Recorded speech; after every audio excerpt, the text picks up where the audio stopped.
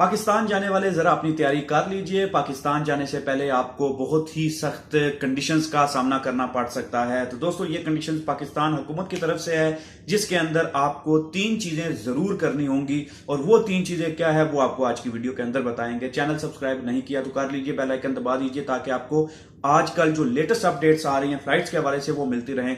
सबसे पहले तो आपने फास्ट ट्रैक एप्लीकेशन, जो कि मैंने अपनी प्रीवियस वीडियो के अंदर भी आपके साथ शेयर किया था, फास्ट ट्रैक एप्लीकेशन के अंदर आपने रजिस्टर्ड करवाना है। दूसरे नंबर पे आपने पीसीआर रिपोर्ट जो 72 आवर्स की है वो आपने उसके अंदर अपलोड करनी है। तीसरे नंबर पे आपने क्वारंटाइन करना है। क्वारंटाइन के लिए आपको 10 दिन का टाइम होगा, आपने 10 दिन के लिए अपने आप को क्वारंटाइन करना है। तो बहुत सारे लोग अभी ईद की छुट्टियां मनाने के लिए अपने मुल्क में जा रहे हैं, पाकिस्तान में जा रहे हैं, और बहुत सारे लोग ऑलरेडी टिकट्स करवा चुके हैं जो कि ईद से 4 दिन 5 दिन पहले होंगी। तो मुझे एक बात क्लियर करनी जरूरी है यहाँ पे कि अगर पाकिस्तान हुकूमत ने क्वारंटाइन के लिए आपको बोला है कि 10 दिन के लिए आपने क्वारंटाइन करना है, तो फॉर एग्जांपल आप 12 तारीख को ईद है या 13 तारीख को ईद है, तो आप 9 तारीख को या 8 तारीख को पाकिस्तान जाते हैं, तो वहां पे जाके आपको 10 दिन क्वारंटाइन करना पड़ेगा।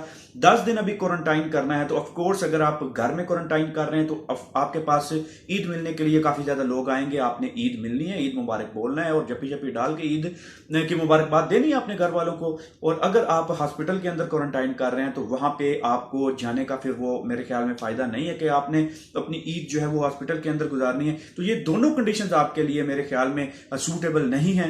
आप दोनों कंडीशंस के अंदर आपको मेरे ख्याल में कोई फायदा नहीं है पाकिस्तान जाने के लिए। तो आप अपने आप को सेफ रखना चाहते हैं, अपने घर वालों को, अपनी फैमिली को सेफ रखना चाहते हैं, तो जहां पे हैं वहीं पे ईद मनाइए और अपने आप को कोरोना से जो है वो बचा के रखिए। हम नहीं चाहते कि हमारे मुल्क में भी इस तरह की सिचुएशन पैदा हो, इस तरह के हालात पैदा हो जिस तरह हमारे नेबरिंग कंट्रीज के अंदर हो रहे हैं। उनके लिए भी दुआ करनी चाहिए, उनको भी इस चीज से जल्दी, अभी रिसेंटली खबर आई है कि 4 लाख केसेस जो है वो वहां पे हो चुके हैं, और बहुत ही अफसोसनाक खबर है। और इस चीज से हमें बचने के लिए कोशिश करनी चाहिए कि हम जहां पे हैं वहीं पे अपने आप को क्वारंटाइन करें और अपने आप को सेफ रखें, और अपनी जो है वो मिलना जुलना, आना जाना, बाहर पार्टी, ये वो रमजान की गैदरिंग, सब चीजों को छोड़ दें। फिलहाल अपने आप को फोकस करें, अपनी फैमिली को फोकस करें, अपनी सोसाइटी को और अपने माशरे को और अपने लोगों को। जब आप सेफ हैं तो आपके साथ दूसरे रहने वाले भी सब सेफ हैं। तो अपना ख्याल रखिए बहुत सारा।